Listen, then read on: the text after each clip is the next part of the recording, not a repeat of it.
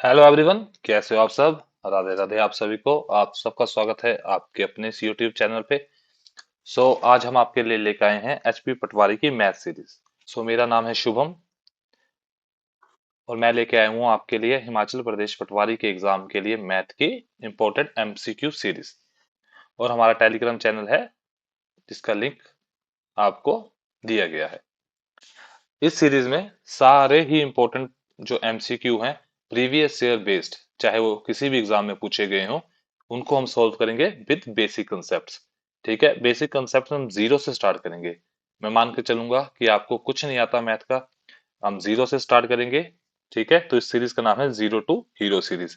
और जो भी क्वेश्चन होंगे उनको बेसिक से सॉल्व किया जाएगा और उसकी ट्रिक भी आपको बताई जाएगी कि आप एग्जाम में इसको कैसे ट्रिक के साथ सॉल्व करोगे। पर उससे पहले आपको उस क्वेश्चन का बेसिक समझाया जाएगा। और ये जो सीरीज है ये अकेली एचपी पटवारी के लिए यूजफुल नहीं है, ये एचपीआरसीए के आने वाले सभी एग्जाम्स में जहां सिलेबस में एडवांस मैथ पूछा जाएगा। ठीक है, चाहे वो फिर स्पेशल एजुकेटर का पेपर हो, चाहे किसी का भी एग्जाम हो जिसमें ये सिलेबस होगा, उसके लिए ये सीरीज आपको यूजफुल है। ये आपको एचपीएस में भी यूजफुल रहेगी यदि आप एसएससी का एग्जाम दे रहे हो या रेलवेज। ये आपको गवर्नमेंट और सेंट्रल गवर्नमेंट दोनों ही एग्जाम्स में यूजफुल है। तो चलिए फिर स्टार्ट करते हैं अपना फर्स्ट क्वेश्चन। हमारा फर्स्ट क्वेश्चन है, the perimeter of a square is 340 metre. एक स्क्वायर है, उसका जो पेरीमीटर है वो 340 मीटर है और आपसे वो एरिया पूछ रहा है। आपको करने के लिए मिलते हैं 60 सेकेंड्स। तब तक मैं म्यूट कर लूंगा और आप इसका आंसर कमेंट सेक्शन में बताइए। फिर करते हैं साथ में क्वेश्चन को।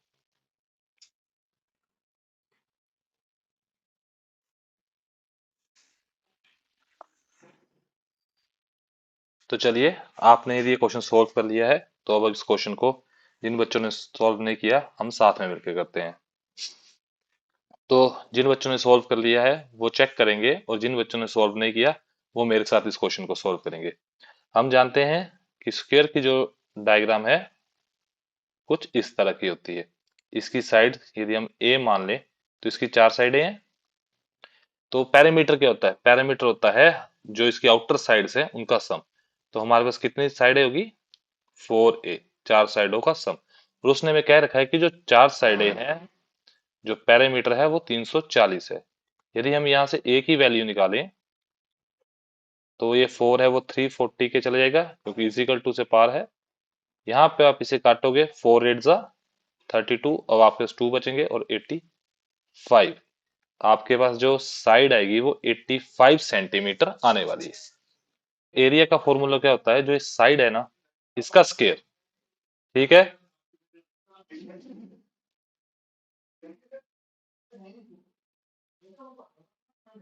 साइड का स्केयर। तो यदि हम साइड का स्केयर करते हैं, साइड हमारे पास क्या ही है? 85 का स्केयर। ठीक है, 85 का स्केयर। यदि आपको पता हो, यदि आपको स्केयर याद है तो इजी है। यदि आपको स्केयर याद नहीं है तो आप इसको एक ट्रिक से याद रख सकते हैं। जिनके एंड में 5 होता है ना, तो आप सबसे पहले जो सामने वाला अक्षर है उसके 5 के साथ है, उसके अगला जो वर्ड है, अगला लेटर है, उसके अगले नंबर से आप उससे मल्टीप्लाई कर दिए। जैसे 8 के आगे 9, तो हम क्या गया 72। और 5 जो एंड में है इसका स्केयर कर दीजिए 25। तो आपके पास ये वैल्यू आ जाएगी। इस तरह आप बड़े स्क्वायर को भी ओपन कर सकते हैं जिनके एंड में 5 है। जस्ट आपको जो फर्स्ट नंबर है उसके अगले नंबर से उसको मल्टीप्लाई करके लिख देना है और 5 का स्क्वायर जो 25 है उसे आप लिख सकते हैं। तो जो हमारा एरिया आएगा इस स्क्वायर का वो ऑप्शन नंबर डी रहने वाला है। तो चलिए नेक्स्ट क्वेश्चन करते हैं। नेक्स्ट क्वेश्चन है, find the surface area of A sphere.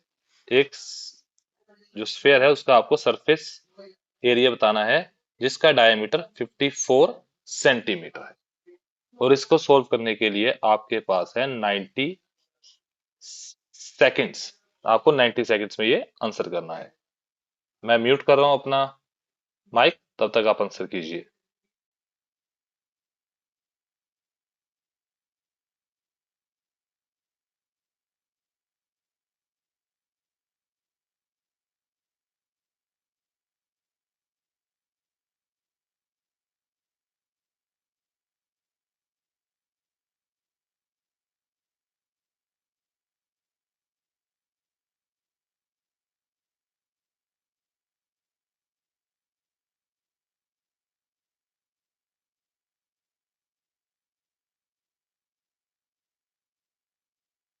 चलिए सॉल्व करते हैं। और हमें पता है कि जो स्फेयर है उसका सरफेस एरिया का जो फॉर्मूला है A is equal to 4 pi r square. आप देख सकते हैं बीच में, आपने ध्यान रखना है, बीच में पाई मेंशन्ड है, तो हम पाई की वैल्यू को डायरेक्ट एलिमिनेट नहीं करेंगे, क्या पता हमारा इसी से आंसर सोल्व हो जाए। ठीक है, तो सोल्व करते हैं और उससे पहले रेडियस निकाल लेते हैं, क्योंकि जो हमारे पास है वो डायमीटर है जो कि है 54, और रेडियस क्या होगा इसका आधा। जब आप इसे, जिन बच्चों को नहीं पता हो, जो डायमीटर है वो रेडियस का डबल होता है। ठीक है, सो वैल्यू आप याद रखते हैं D is equal to 2r। जब आप r की वैल्यू निकालोगे तो आप d को हाफ कर दोगे। ठीक है, इस कंसेप्ट को याद रखना, ये काफी यूजफुल है आपके लिए जिन बच्चों को नहीं पता। तो जब इसको आधा करेंगे तो हमारे पास आएगा 27। अब इस 27 की वैल्यू को हम यहाँ पुट करते हैं 4। पहले पाई को रहने दो, क्योंकि चेक करने के हम कि हमारा आंसर कहीं पाई से तो नहीं बन रहा। यदि डायरेक्ट करेंगे तो फिर हमारे पास ये कंफ्यूज देगा। 27 27 का स्क्वायर क्या होता है, जल्दी से बताइए। 27 का स्क्वायर, यस, 729 मल्टीप्लाइड बाई 4 पाई। जब आप इसको यहाँ सॉल्व कर लोगे तो आपके पास आएगा 2916 पाई, इसका आंसर। तो ऑप्शन नंबर डी, जो इसमें पाई वैल्यू थी, हमने पहले सॉल्व तभी नहीं किया, ये हमारा आंसर रहेगा। ठीक है, आपको एग्जाम में भी इस चीज का ध्यान रखना है कि आंसर किस तरह से बनवा रहा है। यदि आंसर में वो पाई छोड़ रहा है तो हमें वो उस चीज को लेके चलना पड़ेगा। यदि आप यहीं पे पाई की वैल्यू पुट कर देते तो हमारा आंसर कभी भी एग्जैक्ट नहीं आता। तो चलिए फिर नेक्स्ट क्वेश्चन इसे सोल्व कीजिए, जिसमें the volume of A cube is 1728, 1728 centimetre cube है वॉल्यूम किसी क्यूब का, और आपसे उसका टोटल सरफेस एरिया पूछा गया है। ठीक है, आपको इस क्वेश्चन को सॉल्व करने के लिए 75 सेकेंड्स इनफ है।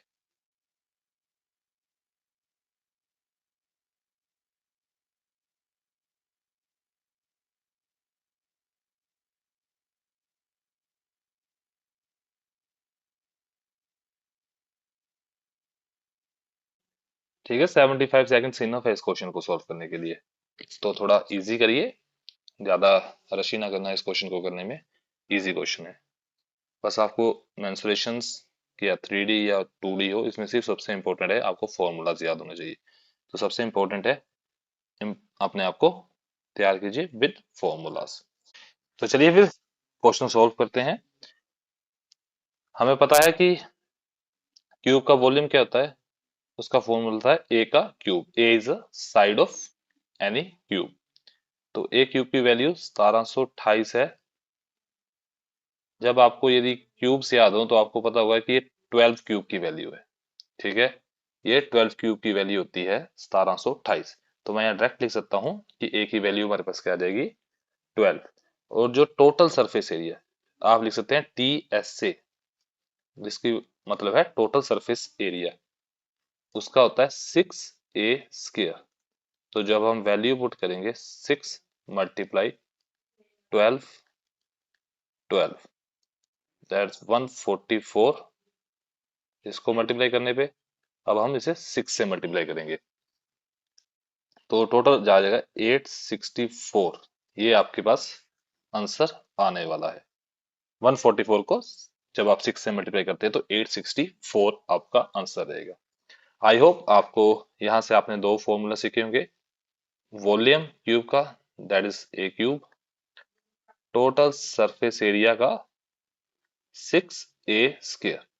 इन दो को आप साइड में से स्टार मार्क कर लीजिए। कोई भी आप न्यू थिंग सीखते हैं उस क्वेश्चन की तो अपनी ऐसे स्टार मार्क कर सकते हैं। तो चलिए नेक्स्ट क्वेश्चन सॉल्व करते हैं। ट्रिग्नोमेट्री का बहुत ही खूबसूरत क्वेश्चन, वेरी इजी और वेरी कंसेप्चुअल क्वेश्चन, जिसमें आपको बोला गया है if sine 5a is equal to cos a minus 42 degree, यदि ये दोनों बराबर हैं and 5a is a acute angle, तो आपको a की वैल्यू बतानी है। आपके पास ऑप्शन है 22, 28, 23 एंड 20। तो चलिए जल्दी से सॉल्व करें। जिन बच्चों से है, वरना हम इसे साथ में सॉल्व करते हैं। पर पहले बताइए एक्यूट एंगल क्या होता है। एक्यूट एंगल जिन जिन बच्चों को पता है वो थोड़ा कमेंट सेक्शन में हमें बताइएगा कि एक्यूट एंगल क्यों आता है। आप बताइए कि 90 डिग्री से छोटे एंगल को हम एक्यूट कहते हैं, या 90 डिग्री को एक्यूट कहते हैं, या फिर उससे बड़े एंगल को। पूरी डेफिनेशन मत लिख के दे देना मेरे को कमेंट सेक्शन में, सिर्फ इतना ही बताना। ठीक है। और तब तक आप वैल्यू फाइंड कीजिए बाकी बच्चे।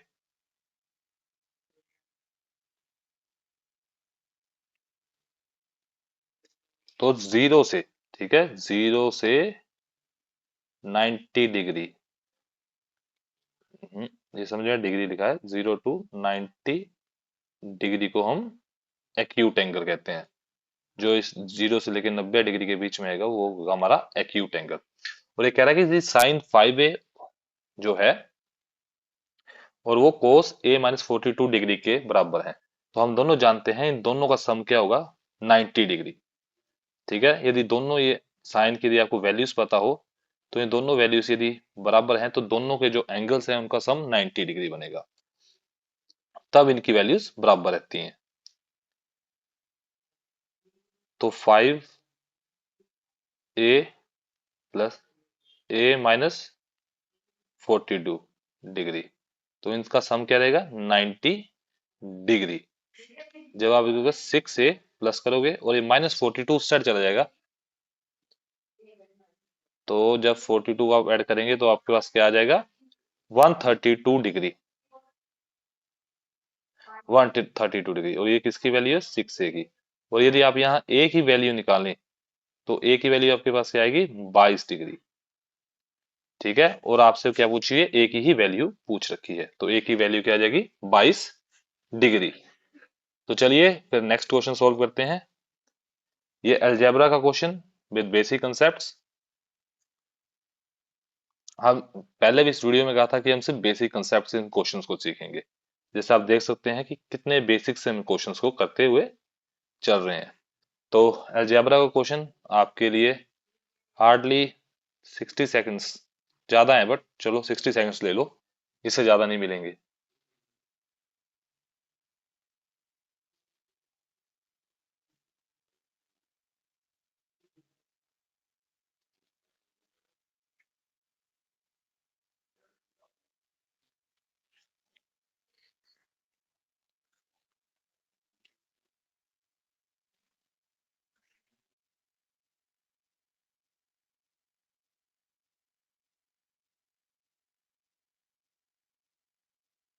इस क्वेश्चन को सॉल्व करते हैं, जिन बच्चों ने नहीं किया वो जरा ध्यान से देखिएगा। यदि हम a² + 4a + 1, यदि हमारे पास ये 0 दे रखी है, तो हम यदि a से यहाँ सभी को डिवाइड कर दें तो हमारे पास ये चीज बनेगी।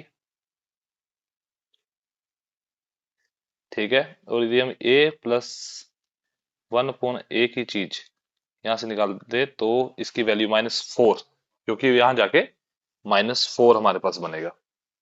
ठीक है, यहाँ प्लस में है तो उस साइड जाएगा तो -4। ठीक है, यहाँ तक आई होप आप सबको क्लियर होगा। फिर हमसे पूछा है कि a² + 1/a² की वैल्यू आपको निकालनी है। तो जिन बच्चों ने अलजेब्रा पढ़ा है तो उनको पता होगा, और जिनको नहीं पता उनको मैं भी समझा देता हूँ। यदि आप इससे किसी चीज आपको दे रखी है और आपको इससे उसका स्क्वायर निकालना है, ठीक है, सेम चीज दे रखी है उससे आपको आप उसका स्क्वायर निकालना है, तो हम क्या करते हैं, जो वैल्यू दे रखी होती है ना उसको करेंगे स्क्वायर। ठीक है, -4 का करेंगे स्क्वायर। और इससे यदि हमारे पास ये प्लस में है ना, यदि ये प्लस में है तो हम इससे कर देंगे -2 की वैल्यू। यदि ये माइनस में होता तो हम करते +2 की वैल्यू। तो 4 का स्क्वायर 16 -2, तो जो हमारे पास वैल्यू आएगी वो आएगी 14। तो जो हमारा राइट आंसर है वो रहेगा 14। ठीक है, मैं रिपीट कर देता हूँ क्वेश्चन, जिन बच्चों को समझ नहीं आया। सबसे पहले हम इसको सॉल्व करेंगे, ए से नीचे सभी को डिवाइड करेंगे। ठीक है, यदि हम इसको भी ए से करो, इसको भी ए से कर दो, इसको भी ए से डिवाइड कर दो, और 0 को भी ए से कर दो, तो आपके पास यहाँ से ए काटोगे, एक ए आ जाएगा, ये ए आ जाएगा 1 पे, 0 0 आ जाएगा। यहाँ आप अकॉर्डिंग टू जो हमें चीज चाहिए उसके अकॉर्डिंग आप इन दोनों को यहाँ रखोगे, और जो 4 की वैल्यू है इसको इस साइड भेज दो। तो आपके पास ये आ गया A+A-4। यदि आपको ये निकालना है तो बताया, यदि प्लस में है तो उसका स्क्वायर कीजिए और माइनस कर दीजिए। यदि माइनस में हो, यदि यहाँ पे होती A-A = 4, तो मैं कैसे करता, इसका करता स्क्वायर 16, और माइनस में है तो उससे उल्टा 2, 18 हमारा आंसर आया था। बट यहाँ हमारे पास प्लस में था तो हमने उसका स्क्वायर किया और उसको माइनस कर दिया, तो जो हमारा आंसर आया वो आया पहला 14। तो चलिए, आई होप आपको यह क्वेश्चन क्लियर हो गया होगा। और इस क्वेश्चन के आने के चांसेस इतने हाई है ना, ये मैं स्टार कर रहा हूँ। इस तरह का क्वेश्चन आपको अपने एचपी पटवारी के एग्जाम में जरूर देखने को मिलेगा, किसी न किसी शिफ्ट में जरूर आया होगा। तो चलिए next question, if the three angles of a quadrilateral are 70, 85 and 95 degree, then find the fourth angle. इसके लिए आपको सिर्फ मिलेंगे 30 सेकंड्स, क्योंकि काफी इजी क्वेश्चन है। 30 सेकंड में ये क्वेश्चन आपसे होना चाहिए।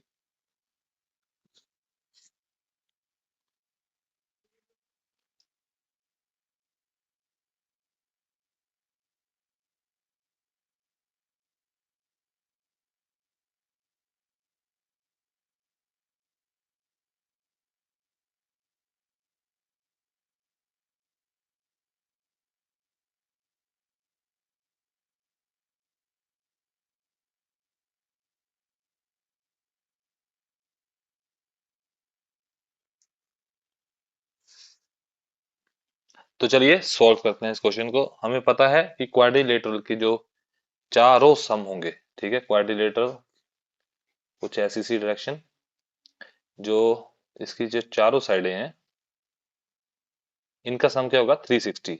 यदि आप मान लो एंगल 1, एंगल 2, एंगल 3, एंगल 4, यदि सारे ही 360 के बराबर हैं और आपको ये तीन दे रखे हैं, पहले तीन, और आपको ये फोर्थ फाइंड आउट करना है, तो आप इन तीनों को प्लस करोगे।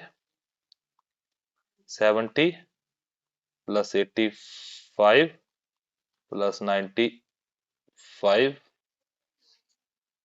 समझ जाना 95 है, प्लस एक्स, इसको हमने एक्स मान लिया, ये आ गया 360 डिग्री।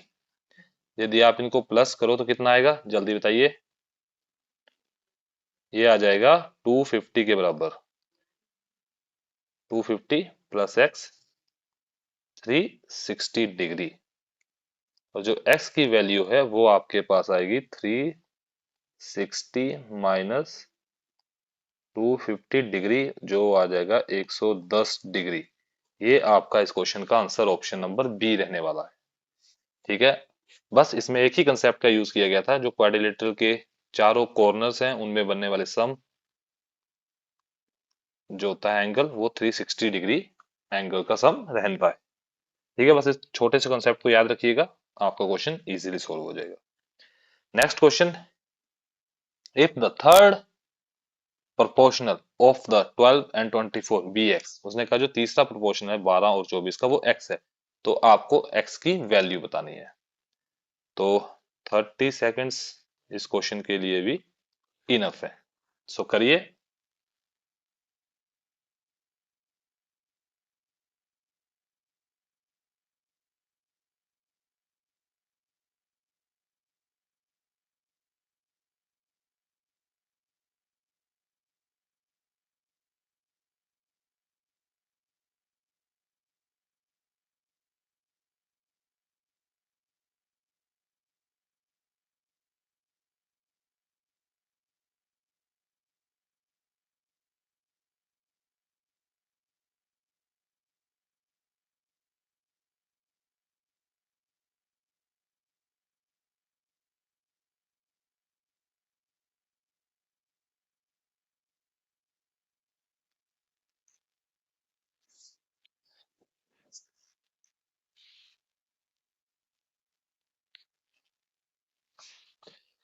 ठीक है, यदि आपको पता हो तो हम थर्ड मीन प्रोपोर्शंस या फिर रेशियो एंड प्रोपोर्शन आपने पढ़ा हो, तो हम कैसे निकालते थे, B square is equal to A C, ये इस तरह होता था।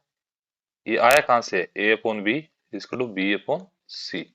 यदि आप क्रॉस मल्टीप्लाई करोगे तो बी बी के पास जाएगा, बी स्क्वायर बना देगा और ए सी आपका आ जाएगा। और इस चीज में आपने किसकी वैल्यू फाइंड करनी है, सी की। तो v की वैल्यू है 24 एंड 24 स्क्वायर है, और नीचे हम a की वैल्यू पुट करेंगे जो 12। इन क्वेश्चंस में सबसे इंपॉर्टेंट बात होती है कि जो वैल्यू जिस तरह दे रखी है उस तरह ही उसको पुट किया जाए। a की जगह b नहीं, b की जगह a नहीं, यदि आप पुट करोगे तो आपका आंसर टोटली गलत हो जाएगा। तो हमारी जो अब c की वैल्यू है वो आ जाएगी, 2 के टेबल में आता है 12 2 जा 24, तो 24 को हम 2 से करेंगे तो आएगा 48 आंसर। ये हमारी सी की वैल्यू रहने वाली है, option number B 48। Next question हमारा, the mean of the data. ठीक है, आपको एक डाटा दे रखा है 3 10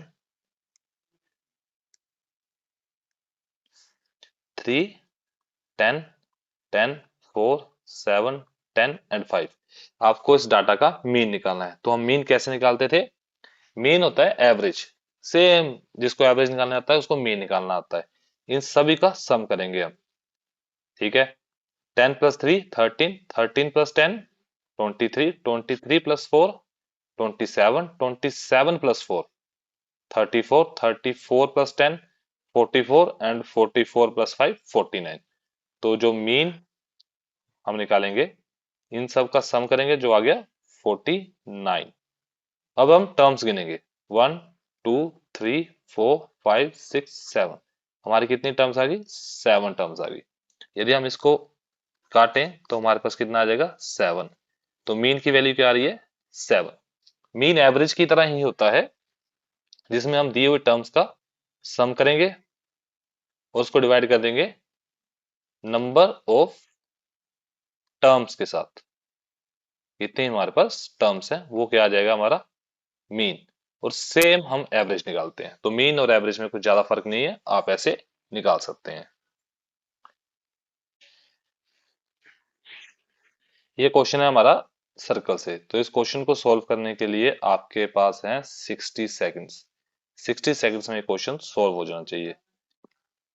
ठीक है, 60 सेकंड्स काफी ज्यादा है इस क्वेश्चन को सॉल्व करने के लिए। आपको एक हेल्प करते हैं, हिंट देते हैं कि जिन बच्चों को नहीं पता, हिंट क्या, जिन बच्चों को नहीं पता सरकमफ्रेंस ऑफ सर्कल का जो फॉर्मूला होता है इट्स अ 2 पाई आर। ठीक है, आपको 2 पाई आर को किसके बराबर रखना है, 4a के, क्योंकि क्वेश्चन में जो हमें कहा गया है कि parameter of square is equal to the circumference of circle. तो आपको इस इक्वेशन का यूज करके क्वेश्चन सॉल्व करना है। तो चलिए सॉल्व करते हैं, क्यों टाइम वेस्ट करना। उसने हमें पूछा है कि एरिया ऑफ द स्क्वायर, तो एरिया ऑफ स्क्वायर के लिए हमें क्या चाहिए, साइड का स्क्वायर। तो साइड के लिए हमें यहां से ए की वैल्यू निकालनी है। तो ए की वैल्यू निकालेंगे तो, और आर की वैल्यू हमें 7 सेंटीमीटर दे रखी है। तो पुट करते हैं वैल्यूज को, 2 पाई की वैल्यू 22/7, और जो हमारा रेडियस है उसकी वैल्यू क्या है, 7। तो जो आएगा हमारे 4a के बराबर आएगा। तो आप यहाँ 7 7 काट सकते हैं, 2 को इस साइड काट दो 2 से, और ये 2 से 11 आ जाएगा। तो जो हमारी a की वैल्यू आएगी वो आएगी 11 सेंटीमीटर। ठीक है, जो साइड है स्क्वायर की वो आ गई 11 सेंटीमीटर। अब हमें क्या निकालना है, एरिया ऑफ स्क्वायर। तो अब हम क्या करेंगे, इसको कर देंगे स्क्वायर। तो 11 का स्क्वायर क्या आता है, 121 स्क्वायर सेंटीमीटर। ठीक है, स्क्वायर सेंटीमीटर। तो जो ऑप्शन नंबर ए है वो हमारा सही ऑप्शन रहेगा। Find the probability of coming even number. Even number आने की प्रोबेबिलिटी क्या है जब हम डाइस को रोल करते हैं। तो आपको पता है डाइस रोल करने पर हमारे पास क्या क्या नंबर आते हैं, 1 2 3 4 5 और 6। ये 6 नंबर आएंगे। तो इसमें से इवन कितने हैं, टोटल हमारे पास कितने नंबर आएंगे, 6 नंबर। और हमारे पास इवन कितने हैं, 1 2 और 3। ठीक है, इवन नंबर हमारे पास है 3। तो प्रोबेबिलिटी हमारी कैसे निकलती है? जब हम प्रोबेबिलिटी निकालते हैं तो हमारे जो होने की संभावना है उसको हम रखते हैं ऊपर। ठीक है, और जो टोटल केसेस होते हैं उसको रखते हैं नीचे। जब आप इसको इससे काटोगे तो 1/2 जो हमारा आंसर है वो आएगा इसका ऑप्शन नंबर ए।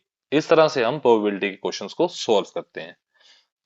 ठीक है, यही यदि आप यहीं पे आपसे काट के ओड पूछ लेता तब भी ये सेम ही आता, क्योंकि ओड के भी 1, 2 और 3 केसेस है। ठीक है, यदि वो आपसे पूछ ले कि आप बताइए कि क्या प्रोबेबिलिटी है नंबर बड़ा आने से 2 से जो नंबर बड़े आए, तो यहाँ 4 हो गए, तब हमारी प्रोबेबिलिटी चेंज थी 4/6 जो काट के आती 2/3। इसको प्रोबेबिलिटी चैप्टर को अच्छे से समझने के लिए हम एक वीडियो करेंगे। ठीक है, उस वीडियो में मैं आपको सारा इसके बेसिक कंसेप्ट्स, क्योंकि आपके एग्जाम में इसको ज्यादा डीपली नहीं पूछा जाएगा, बेसिक कंसेप्ट ही पूछे जाएंगे, तो आप उससे कवर कर लेना। ये क्वेश्चन मैं तभी प्रैक्टिस में डाला है। फाइंड द मोड, आपको दिए हुए इसका मोड निकालना है। तो हम मोड कैसे निकालते हैं? आपके पास सिर्फ 15 सेकंड, 15 सेकंड काफी ज्यादा है इस क्वेश्चन को सॉल्व करने के लिए। 15 सेकंड में सॉल्व कीजिए इस क्वेश्चन को।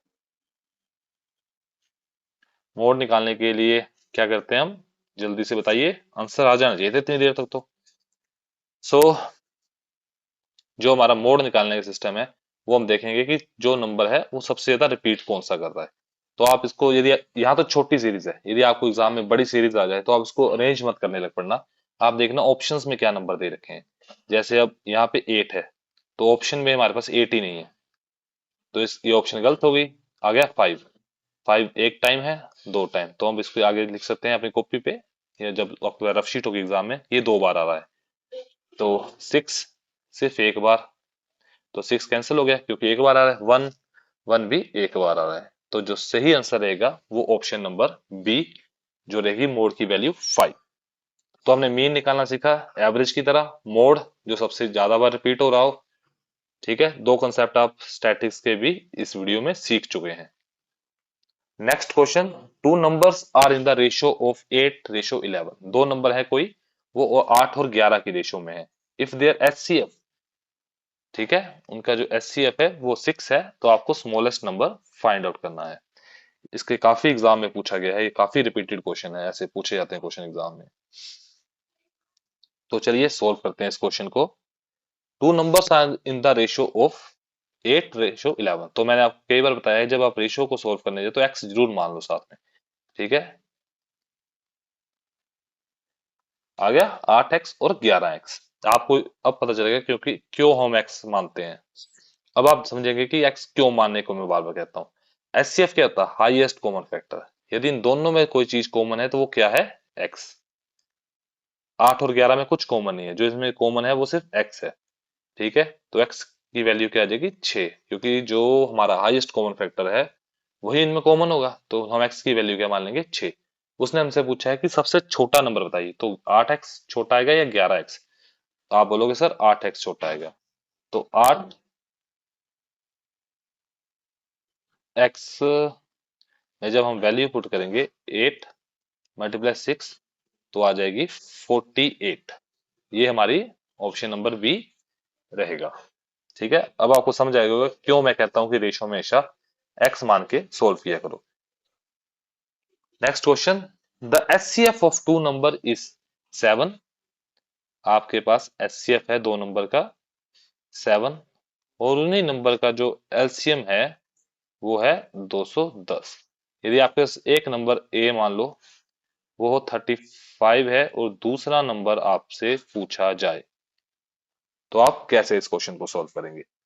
आपके पास 2 मिनट का टाइम है इस क्वेश्चन को सॉल्व करने का। आप 2 मिनट में इस क्वेश्चन को सॉल्व कीजिए।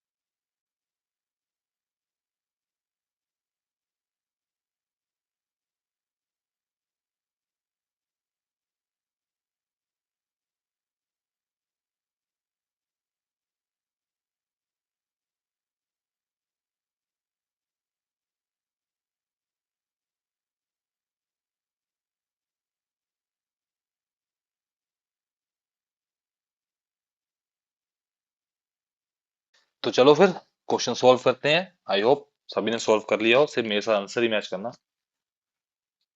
ठीक है।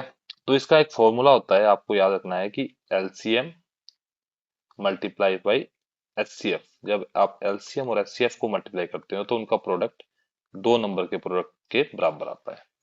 तो अब यहाँ वैल्यू पुट करते हैं। एलसीएम कितना है 210 और एचसीएफ की वैल्यू 7 और एक नंबर मारा गया है 35। और सॉरी, यहाँ से आपको बी की वैल्यू निकालनी है और बी निकालने के लिए आप बी को उस साइड ले जाओ। तो आपका आ जाएगा 210/7 डिवाइड बाई 35।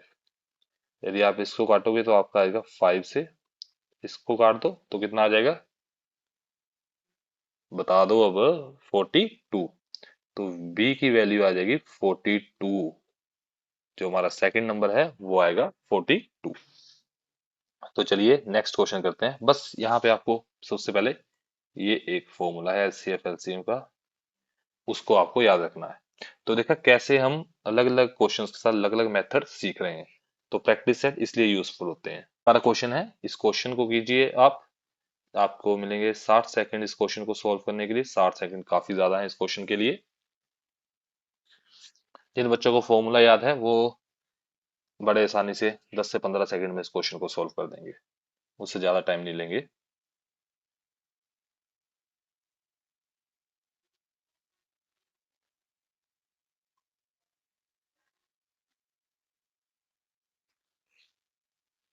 तो चलिए सॉल्व करते हैं इस क्वेश्चन को। आई होप सभी ने कर लिया हो।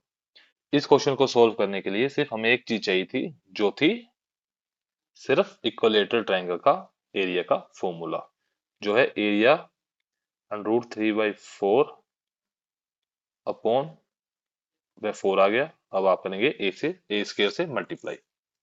तो हम वैल्यू पुट करेंगे √3/4। ए की वैल्यू 6, इसको दो टाइम लिखेंगे क्योंकि ये क्या है स्क्वायर है। बिल्कुल सही कहा। तो अब हम इसको दो बार लिख रहे हैं। अब इसको करेंगे हम सोल्व। तो सोल्व करके जो हमारे पास वैल्यू आएगी वो आने वाली है तो यहीं पे, या फिर डायरेक्ट कर दें। चलो डायरेक्ट कर देते हैं। √3, ये आ जाएगा 36, नीचे 4, जब आप काटोगे तो 9। तो जो आंसर आएगा वो आएगा 9√3। जो एरिया आएगा वो आएगा 9√3। तो हमारी नेक्स्ट वीडियो जो है वो बहुत जल्द मिलेगी, जो इस सीरीज का सेकंड पार्ट रहेगा। ऑफ, ये ऑफ है। और आप हमें फॉलो कर सकते हैं टेलीग्राम पे, जिससे आपको हमारे अपडेट्स का पता चल जाएगा कि कब वीडियो आएगी। And thank you guys for watching this video. And comment section में एक बात बताना मुझे, या मैं आपको अलग अलग चैप्टर के अलग अलग पीवाईक्यू कराऊँ, ये ऐसे ही जैसे आज कराए कॉम्बिनेशन में, वैसे ही डेली आपके लिए एक वीडियो लेके आऊँ। जरूर ये बात मुझे कमेंट सेक्शन में